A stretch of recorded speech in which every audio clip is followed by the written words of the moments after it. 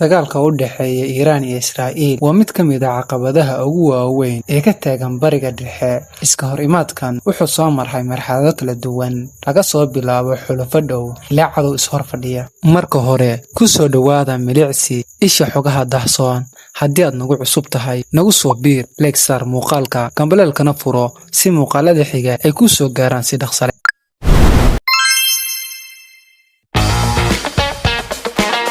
Ka hor xilligii Shiica, Iiraan iyo Israa'iil waxay ahaayeen xulafo dhow.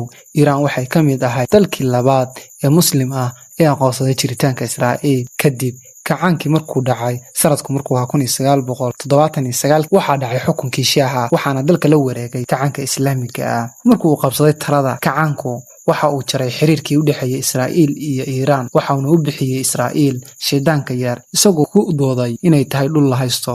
Waxaa jira qodob ugu weyn kaas oo ah barnaamijka nukliyeer Iiraan. Israa'iil waxay u aragtaa barnaamijka nukliyeer ee Iiraan inuu yahay khatar weyn oo ka dhan ah jiritaankeeda. Iiraan waxa ay taageertaa kooxo ay ka mid yihiin Xisbullah, Xamaas iyo Xuutiyiinta, kuwaas oo dhammaantood dagaal kula jira Israa'iil. Muddo dheer labada dal waxay isku weerari jireen qaab qarsoodi ah sida weerarada internetka iyo dilalka saynisyahanada. Tan iyo markii uu bilowday dagaalkii Gaza, xiisaddu waxay isku beddeshay mid toos ah. Weeraradii gantaalada ee Iiraan ay ku qaaday Israa'iil bishii Abriil sanadkii 2024 iyo jawaab celintii ka dambeysay waxay muujisay in labadan dal ay qarka u saaran yihiin dagaal ballaaran oo gobolka oo dhan saameeya. Dagaalkan ma yahay mid horseedi doona dagaalkii saddexaad ee dunida mise waa tijaabo awoodeed oo halkaas ku ekaan doona? Aragtida noogu reeb qaybta faallooyinka ee commentiga. Waad ku mahadsan tahay daawashadaada.